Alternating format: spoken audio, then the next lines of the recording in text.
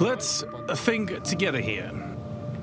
Out of the premium cars we're all used to, what car is this similar to? Is there any other brand that has a minivan that's as cool as this?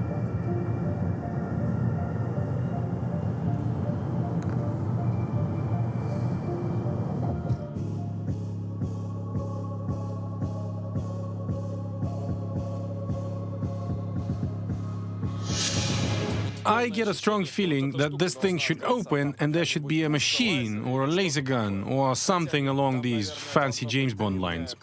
But actually, maybe it should contain a long spear. You know, like the ones that knights ride with, perhaps, because with such a grille, it looks like a knight's helmet and a visor. And the exterior in total, I mean, it looks like some very, very fancy British minivan. But we're well aware that it's been a long time since anyone has made one of those, and it's the Chinese that brought back this trend several years ago, and they continue to develop it now, and this is the result. One of the major Chinese EV and car manufacturers, Zeekr, has produced this spaceship. Let's start. The Zeekr 009.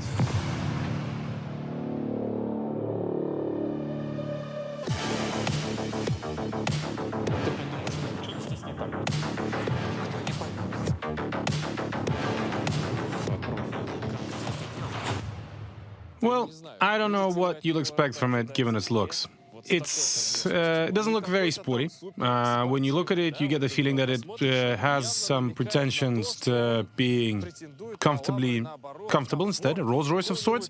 It imitates a Rolls-Royce. In fact, when you look at it from afar with its grille standing out from the canopy, it seems as if you've hidden a Rolls-Royce in there somewhere. Perhaps a Chinese one, but still. However, we have already seen one of these Chinese Rolls-Royces, and it isn't a roaring success. At least not overall. Some things they've managed to pull off, some haven't. Comfort driving is one of the things they've achieved, but the comfortable interior, not so much. And it looks like those who hadn't even hint at it initially actually did it. Well, we'll get into that a little bit later. But let's just look at it first. I think everyone will have their own opinion of its design, its looks. Someone will say it lacks something. Someone will say there's a BMW Series 7 hidden here somewhere. It is a grotesque car. It's weird. It amazes you at how weird it is. That said, with this chromed grille, it lights up everything in your path. In sunny weather, any shadows, even people, it lights up, I swear. I guess it holds some special charm and maybe meaning. It's one of those biggest chrome parts in any car that I've ever seen. It is also available in the same color as the body, but if you see, you won't have the same effect, in my opinion. I mean, it looks pretty rubbish, to be honest. It'll be something even more grotesque, but somehow more ordinary, you know? Here you have something catchy, but if you think it's weird from the front, you'll be really surprised about how it looks like from the back.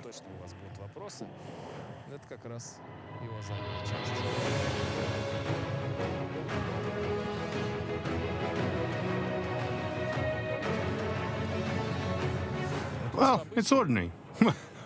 If you can call it that, of course, because now all the G-Tours and other simpler Chinese cars will try to copy this design. Look what they made here. You know, damn, these letters, Zeekr, they're like crystallized, laser engraved, I don't even know what to call it. I thought they would emit light, but they aren't at the moment. Maybe, of course, they do it so in the night, so we'll have a look at it again, but anyway, everything looks great up close.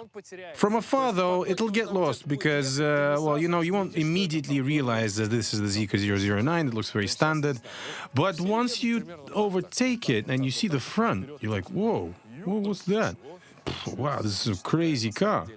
You know, it looks like some unknown animal or an alien or something, I don't know. It looks as weird as possible. Not everyone has got used to such a look, you know? Well, you're gonna have to get used to that, some kind of things. But nonetheless, if we compare it to the other minivans in this price range, we find out the Voyage Dreamer, for example, as is available from Ian Cars, because I won't even talk about the price at the official dealerships. Ian Cars is 7.5 million. Suppose you get it. But what's the point in doing so? It's ordinary. Its rear looks even worse, and most importantly, it's smaller, because this car is over 5.2 meters long. 5.2. Think about it. It's got a gigantic base, and it also has huge weight. The smallest available battery is 116 kilowatt hours. This is already a lot, but as with any electric car, especially big one, there's a big battery available, which is 140 kilowatt hours. And this is significant. And we know that even the ordinary Zeekr, well, I say ordinary, just a standard Zeekr 001, with its batteries, which are less than 100 kilowatt hours, still demonstrates a great distance to empty.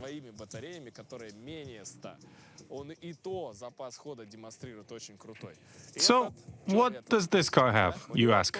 Well, it also has two electric motors, one in the rear and one in the front, 272 brake horsepower each, so the total power is 544 brake horsepower. This means it's a four-wheel drive with significant power and actually, given its battery, a very good energy package and traveling distance, which is important, as we have realized during our Honky test drive that we recently had. With such cars, it seems many don't find it important, which is surprising because, you know, they make great cars, they still have the same insides, that's fantastic, dynamic, fast, accelerate well.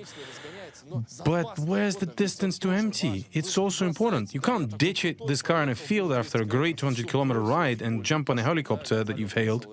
It doesn't work like that. It must still drive you home without making you constantly think every day, everywhere, that you'd better charge it somewhere or you might get stuck without the ability to get out. You don't want it to be like that. That's why we need such big batteries. So, this car has several other interesting features. Let's start with the cost as usual, 8.5 million if pre-ordered. This particular car costs 8.5 million if pre-ordered, but it's available in Moscow, so you can get it. You could have gotten it right for 10 million, because we don't have it now, it's already been bought, but that's the way it is. Distance to empty is almost 100 kilometers on top in normal mode of the usual distance, and that's probably important. You can calculate yourself how it all works out. Air suspension. Air suspension is awesome, especially when the Chinese use components of famous brands and make it work, because when you have a great platform and you know how to set it up, happy days, you know? You cannot complain. I cannot complain.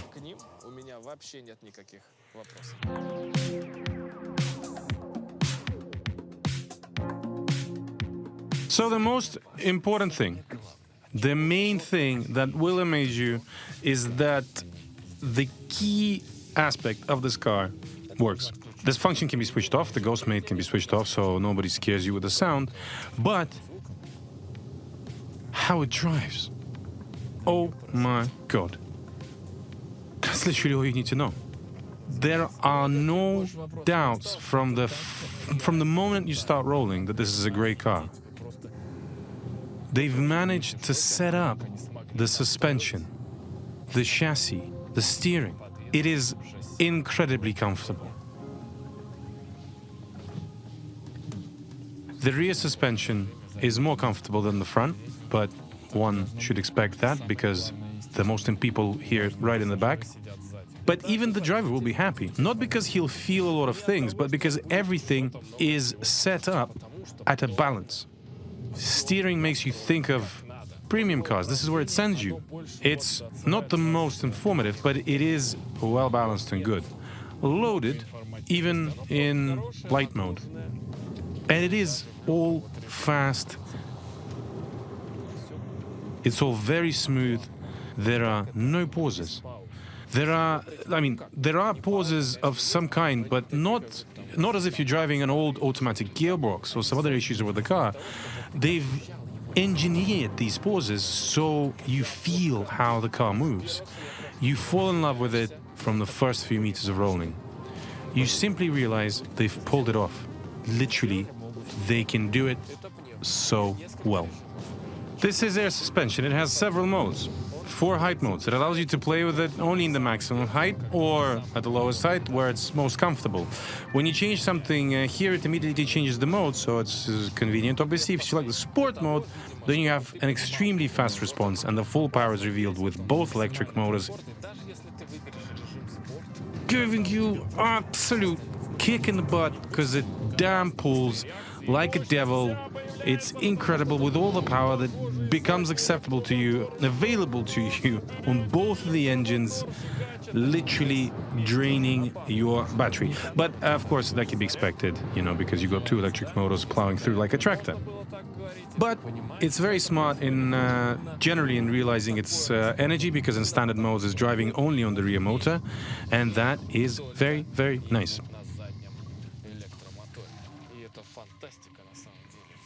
So going with speed bumps, even in sport mode, you'll think that something isn't right here. Well, you know, where's my super comfort? But the air suspension here is set up a little bit differently. Sure, perhaps it lacks some of, you know, the energy capabilities, so it can't manage so well heavy weights. But don't forget that this is a heavier, bigger car, and its benefits definitely lie elsewhere. When it goes over, you know, our Russian speed bumps, not the sharp ones, but the long ones where all the cars usually jump when they're going at higher speeds, you kind of expect it to do the same. You expect it to jump. But it doesn't. It doesn't jump all over the place. It takes a very, very smooth, wavy position, and it kind of just drives you over. Yes, okay, it won't be holding you in the corners as well, but it's still good enough for a minivan. So, you know, cornering is not absolutely key, but it is ordinary standard in this regard. You'll feel comfortable in a big car. However, when it goes over speed bumps, its suspension adapts so that there's no excessive jumping. It seems like it adjusts the front and the rear suspension as you go over these speed bumps, so it happens as smooth as possible. It's incredible. So they specifically engineered the rear and the back to adjust to every single bump. It's incredible. You know, I feel like it's crazy.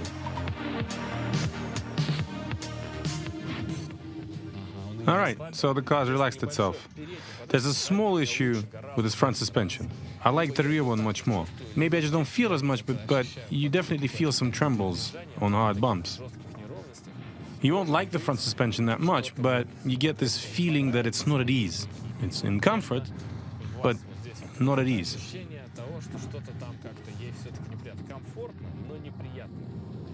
At the back, you won't feel it.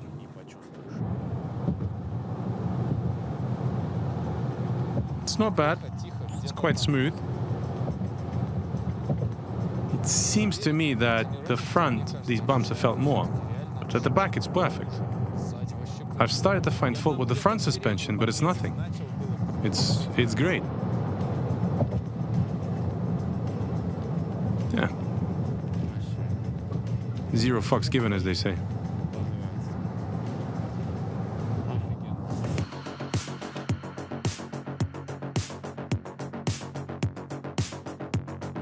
So I failed to mention, for some reason, that, you know, we're looking at the fastest production electric minivan on the planet at the moment.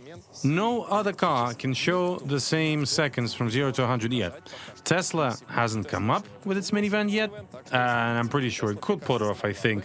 Porsche could probably do it as well. They have some spaceships going from 0 to 100 in under 3 seconds, based on stats. But this is a minivan that supposedly goes from 0 to 100 in 4.5 seconds.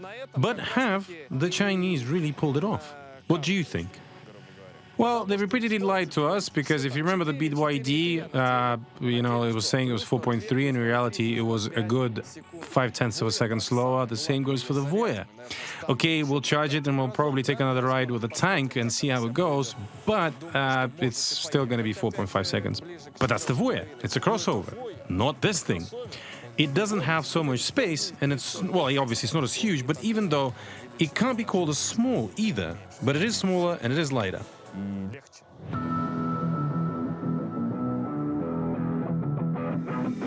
So we go from brake to acceleration straight away. 3.4? Oh, it's 5.77. Oh, not surprisingly, of course, it's not sport mode. We need to turn on sport mode. Sorry guys, I forgot about this. 5.77 in comfort mode. Long, smooth, very slow. I guessed. You guessed it. You know, we're missing some pace.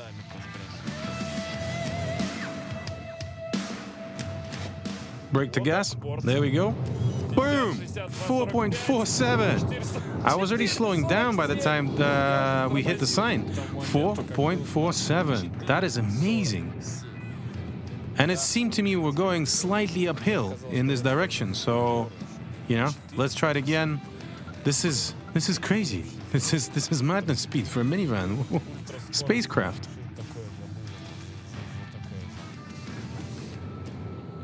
Right, very short straight. Once again, we're gonna arrive at the line. Once again, we go from brake to acceleration straight away. Boom. 2.48. 4.45.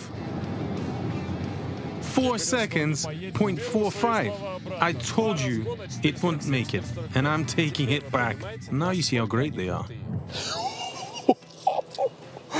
Oh my goodness. Unbelievable. I've asked Igor to show me how much the Toyota Alphard costs now, because everyone will write in the comments that the Alphard is more reliable, it's arguably better and might even be cheaper. Yeah, all right. The cheapest one on offer is a 2022 Alphard. That's exactly the same as the car we tested a few years ago, if you remember right. Back then, it cost roughly 5-6 million rubles in Russia. You could just go and buy it for that amount back at the time. Do you know how much it costs now? 12.1 million rubles. 12 million rubles for a Toyota Alphard. Forget the Alphard. And even about the Voya. Well, you can continue thinking about the Voya, but get ready because I'll tell you where exactly the Zeekr outdoes both of them. And it's actually not just the area, it's pretty much outdoes it flat out.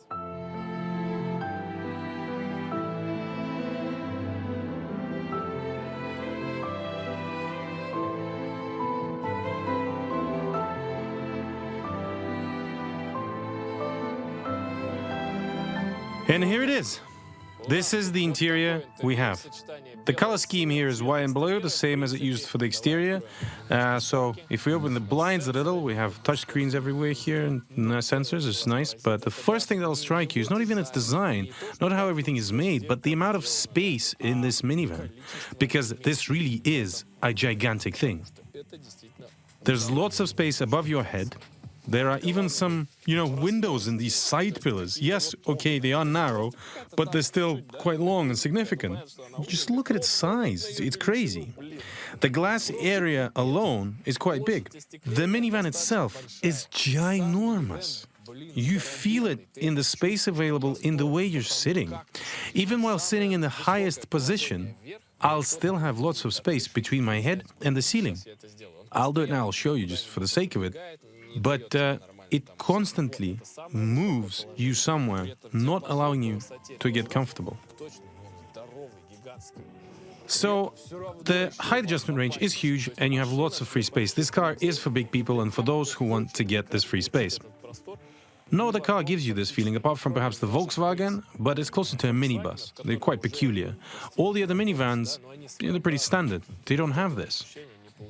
Later on, you'll start nitpicking because there are 3 rows. Having sat in each one of them, you'll find out that there has been a give and take at some point at every position for space or for something else.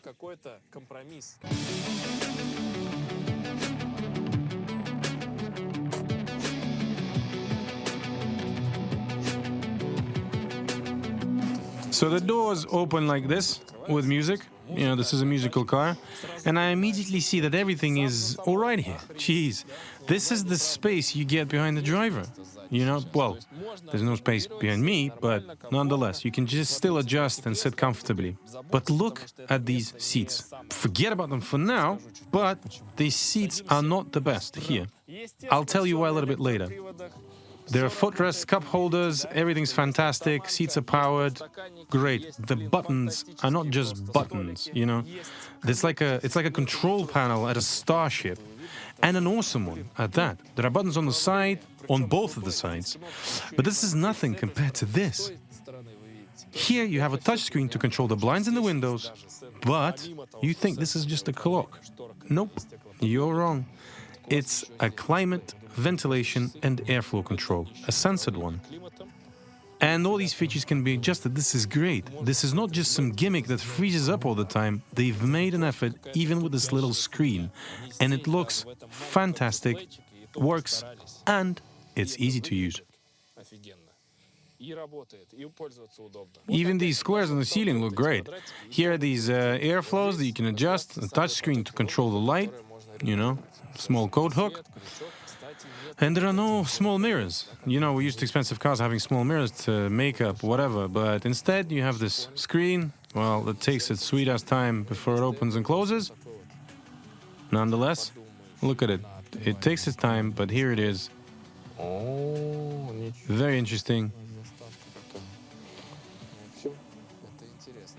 The downside is it's controlled only with a remote, which is hidden down here. The remote is pretty dope, I have to say. This place is metal and no plastic.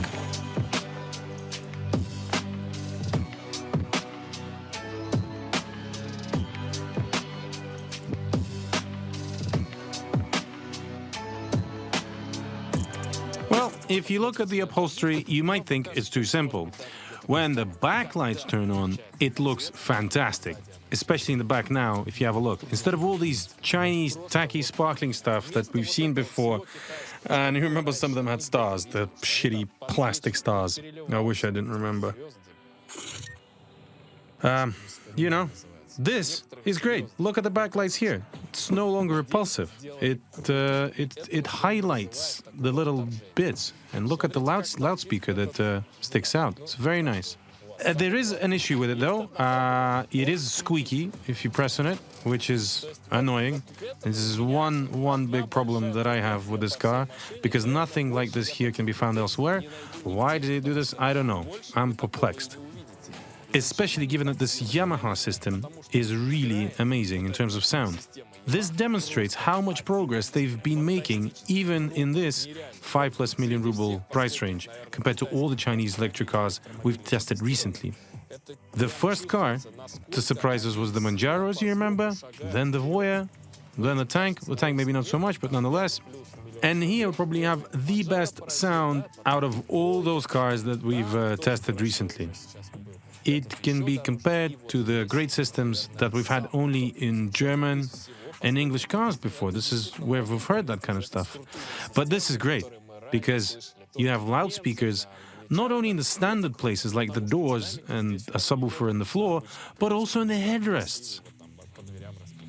And not just the driver's headrest, so you can hear the caller better when you're talking on the phone, but all of the headrests have speakers and they play music, so you can set up your voices to sound to specific seats, and you can see them from afar, the speakers.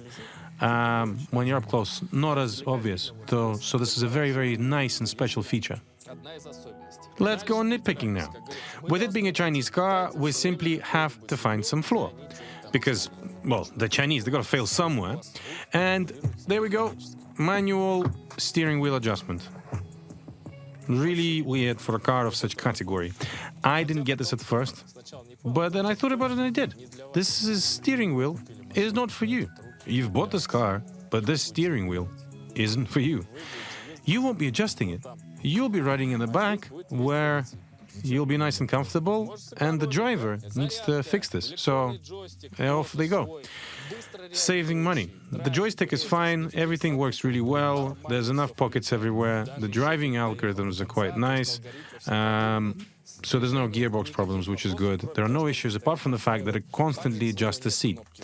And there's no traditional launch button, so basically you just leave it, come back, get in, come back. If you leave it at a car park, it'll switch itself off again and switch itself on. And the seats occasionally move you there and back, which is a bit weird. I guess you're gonna have to get used to it, because, you know, there we go. I've opened the door, now it starts moving me again for no reason. I didn't even ask him to do it, but here it is. You know, but I don't know. These are the algorithms the cars run with. I guess it's a question of settings. When you get out, it turns everything off for you. Very smart. Everything is thought through, and the algorithms are good. There are some peculiarities. As usual, you not only control and adjust the mirrors through this screen, but you also control the air outlets. There are no physical knobs that you can quickly turn. You have to go to climate control and, like in a Porsche and other cool luxury cars, set up the air outlets through touchscreen. It understands the strength and the direction of the airflow you need. That's quite unusual, to be honest, but it's quite cool. You control this magic via the screen also. The same goes for the rear part. The rear outlets can be adjusted only by the person in the front, and the passengers in the back can only switch them off. As for the available space, you can see that there's a flat floor, lots of space above the head, lots of space here in general. The seats are incredibly comfortable. You haven't even started moving yet, and when you do, you'll be able to relax here because it's comfortable for all the passengers of any height. And even if it's not moving, it's impressive. We can, of course, compare it with other cars, you know. We can remember about the Carnival, of course. But we won't. We won't. What's this? I should constantly hit my head here and scratch the ceiling. So the Voyage Dreamer, the most recent one, has enough space, of course, but not as much. You know? And you can say that I've moved away, yeah, but there's a button here that does it. Look, who is this for? The Chinese haven't made this for themselves. I'm 188 centimeters long, and I can lie down here, and my legs don't touch the front seat. I can easily sleep here, you know, laying down.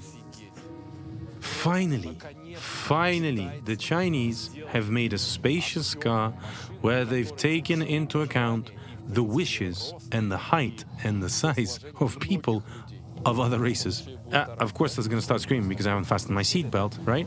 Yep, well, you've been asking me to do it, and the Chinese are asking the same thing now. It's going to do so delicately, though, that I may carry on with my seatbelt unfastened, but I won't do so. This is a position allowing me to get some rest. You can, of course, settle all this up, but not to get distracted, not to distract you, I'll revert back to my talking position. First and foremost, I want to test how smooth and comfortable suspension is. I'll move back because I can. It feels so good. This seat is the same, but slightly worse because you can't move the driver's seat. This is the main passenger seat, you know, this is the big boss seat. And overall it's great. I like it here, it feels excellent. There's lots of space. The layout is great. It looks good. The ergonomics is fine. The quality of the upholstery is high. The, you know, the hieroglyphs on the buttons might annoy you a little, but sooner or later you start putting up with it after you start moving and you understand what kind of a car this is, what kind of a product this is. The music, the sound, the comfort will, you know, help you live with some Chinese writing. I'd love to list some flaws, but I can't because the comfort level is incredible, and the only thing that I want to do at the moment is praise it. I'm afraid there's nothing comparable to this electric car for the same money, nor is there anything that comes close to it in terms of comfort and space available amongst cars with normal combustion engines.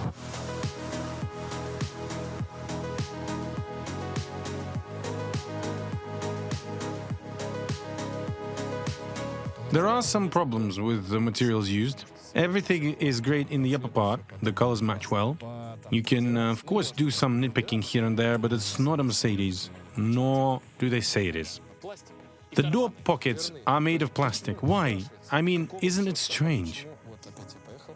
Here we go. I'm moving again. Jesus. Why aren't they upholstered? You'll put something there, bottles, keys, anything, and they'll be knocking about and dingling. That's really weird. The entire lower part is made of plastic. But then again, I remember that they could spend less money here, and it looks like they did.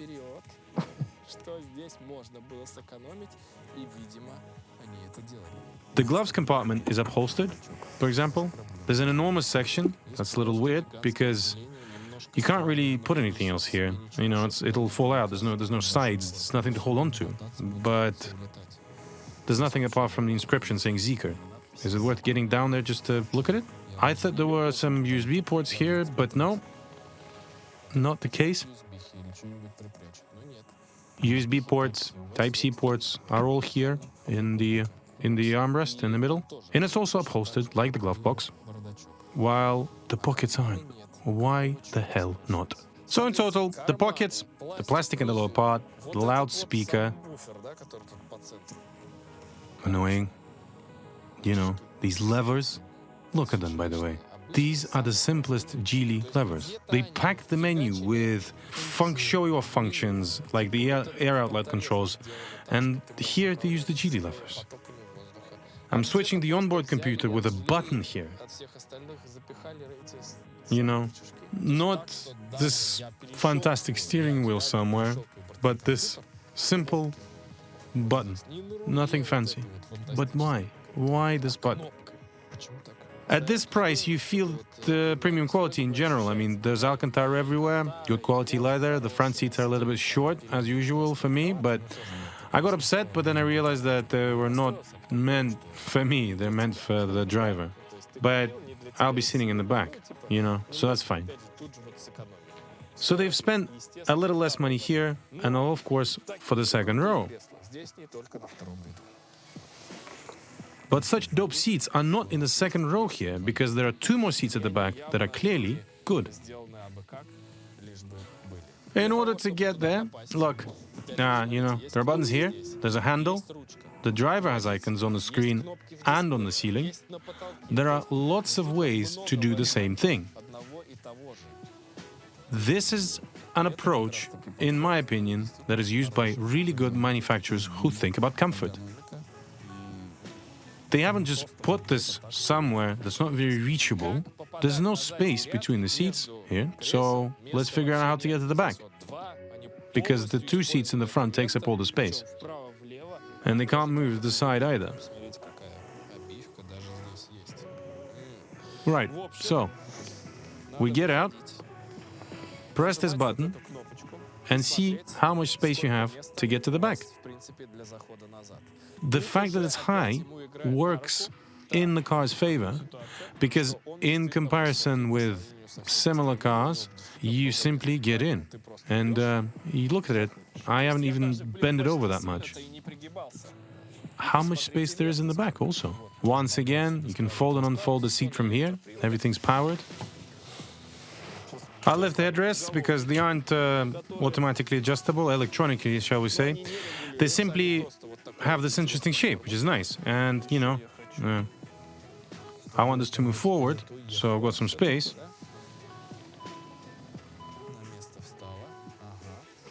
Well, yeah, let me show this so you can see how much space there is. Oh, I can't do this.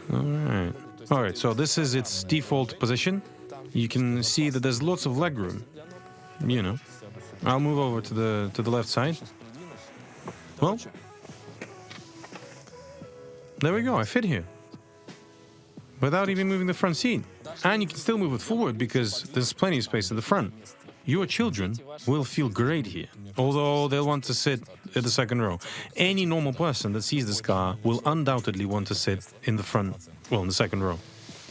There are recline adjustments here as well. They're mechanical, but if you aren't got anything insignificant in the back, it's possible to, you know, lay pretty flat. Very comfortable. I mean, it's cozy enough to try and get some rest, get some sleep. So quite nice. Secondly, the back row is usually bad in terms of height, but just look how much space there is above my head in the third row. It's insane. This row, of course, is not adjustable in terms of moving front and back or increasing length of the space, the length of the seat, sorry, but, you know, everything's good enough. There are some cup holders, there's a way to control the airflow, some USB-C ports to charge something, soft armrests, plenty of nice upholstery, some backlights even in the third row. So there's plenty of space in the back for sure.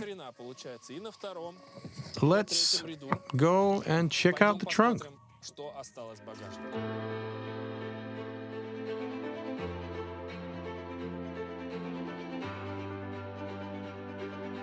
The trunk is very important for a minivan. And this one is probably less of a family car, although I would use it as a family car as well. So the strollers, things that belongings, suitcases, if you're a shuttle bus, for example, meeting people, they should fit. There's some space here for sure. There's no significant storage space underneath. Of course, there's a toolkit for your tires, and that's about it. Let's still get there and have a look what's underneath. What's this? Let's have a look. What is this? Nitrous oxide. They shouldn't have... They written about this something. Yeah, because that's one. That's what I was going to type. That's why it pulls its specs in the drag race, of course. Anyway, so this is how air suspension works, because otherwise it wouldn't, obviously, because you need the tanks. Strange place, but anyway, you can control the back seats from the trunk. Everything's fine. It's not the best execution, probably a shitty one actually, like the GAC. Okay, let's not ask for too much. So the problem for most minivan lovers who like to carry not just their family, but sometimes something useful as well, is probably... Oh, that came out wrong. My bad. My bad. Sorry, guys. Well, not just the family, but something useful. You get it, right? Anyway, so minivan lovers who like to carry not just their family, but other things as well, they want to usually remove these seats and throw them out, and the car can have a huge empty space here. I don't know if this is applicable to the Zeekr, a 10 million ruble car, but the fact that there's such a wish doesn't mean that it should be done and executed. Anyway, if you need to put something big in the car, you'll be able to move all these seats to the front, shift them, fold them, and fit something big. But, it's a pity to damage the upholstery. Although, bits and bobs, because the Alcantara starts quite high, and the rest in the back is just some simple plastic.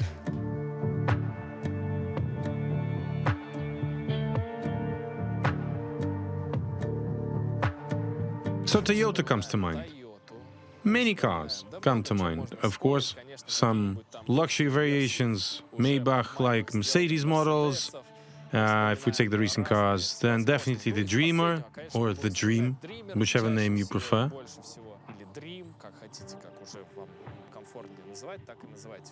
But I can tell you that at the moment, no other minivan in this price range can boast a design, execution quality, contents compared to this car.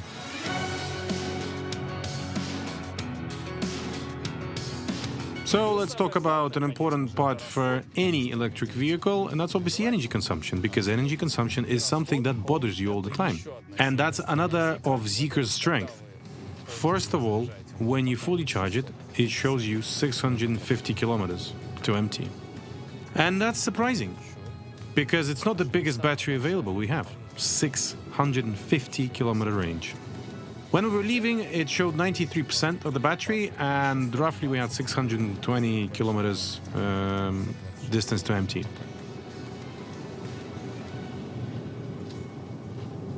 The question is, how does it do it? And the answer is simple. It switches off the front electric motor. That's it.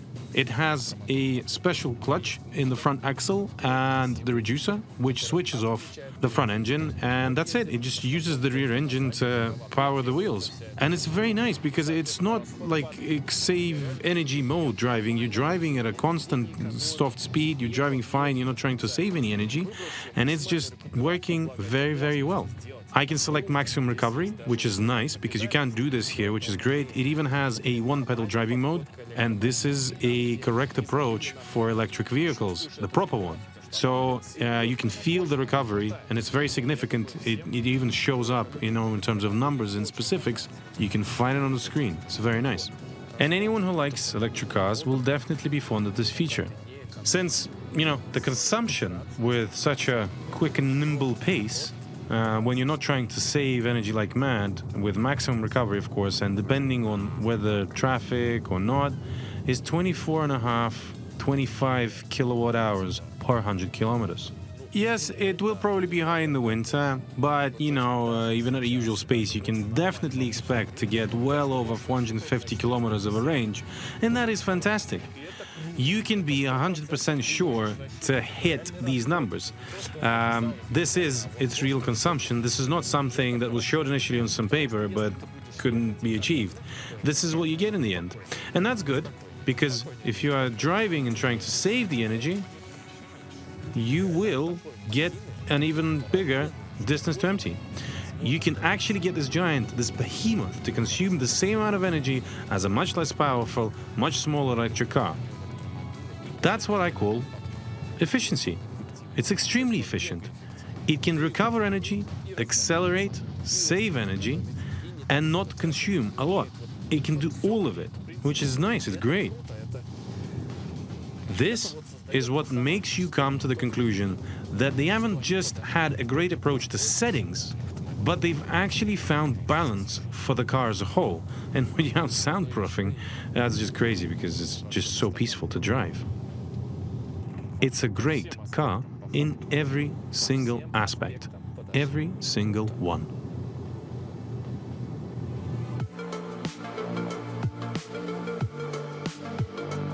So, comfort mode, it goes from 0 to 100 in 6.58 seconds, yes, roughly. In sport mode, it does it in 4.5. Well, 4.45, which is faster than what is stated in its specs. I had 2 attempts, 4.47 and 4.45. My jaw dropped. This is top-notch efficiency, powerful acceleration, and 25 kilowatt hours consumption. You know, not 33 like the Evolute. So yeah, okay, you feel the wheel spin, but anyway, 33 on the Evolute and 25 here. Fine, 27 with the Evolute, but, you know, with such power.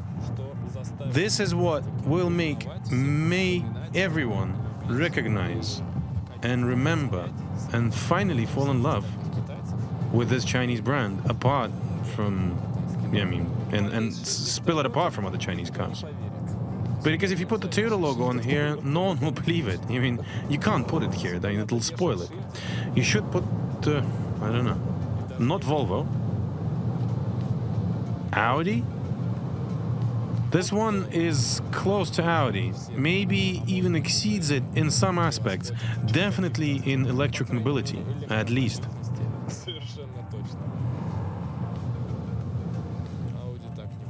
So Audi can't do that. In short, I like it much more than the Voya. This is what I can say.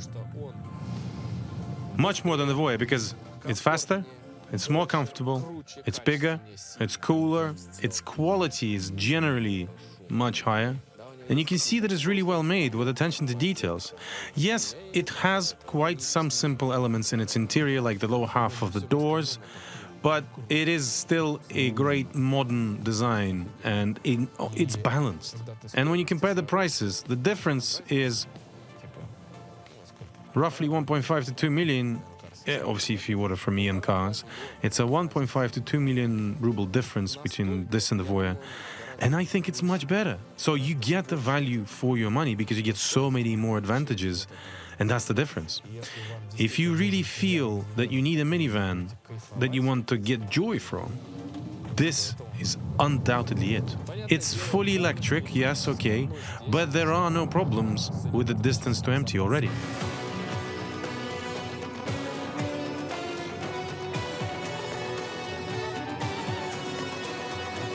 Well, while we're still standing and not floating in the wind or covered by branches and, nearly surviving the hurricane today, here are the conclusions. They are not very complicated, to be honest, because the main and the most important thing is that this car is not disappointing. It is 100% what you expect from it based on its looks, based on the make, and on the coolness. It's fast, spacious, very spacious, much more spacious than the Voya, for example, It's well made, well put together. Yes, it has some minor flaws, some peculiarities where they've tried to, spend less money and cut some corners, but it's very nice where they've decided to cut these corners, because they've decided to cut them not in the chassis setup or somewhere really important like space, speed, handling, suspension. So it cuts corners where you don't pretty mention. Its quality, individuality, its capabilities, its volume, speed, handling, and suspension, all of these things combine to make it an incredible quality for its price. That's why I didn't even consider where it goes in our rating, because literally it goes right up to the top. No questions asked. Until at least I hold a more comprehensive test of the Zeekr 001, then we'll see. Perhaps we'll have to compare it with the Voya to maybe set some more records straight. It's good that it has at least some flaws. This means that the Chinese are not able to do everything quite yet. They still have some room to grow. It'll be interesting for us to follow them and see their new electric, hybrid, and other versions of cars. This is not the first time when I'm telling you, but they can't be stopped. And this is where we're going to have to finish. Thank you all for the attention. Take care and don't stay out in the rain. See you soon. Bye-bye.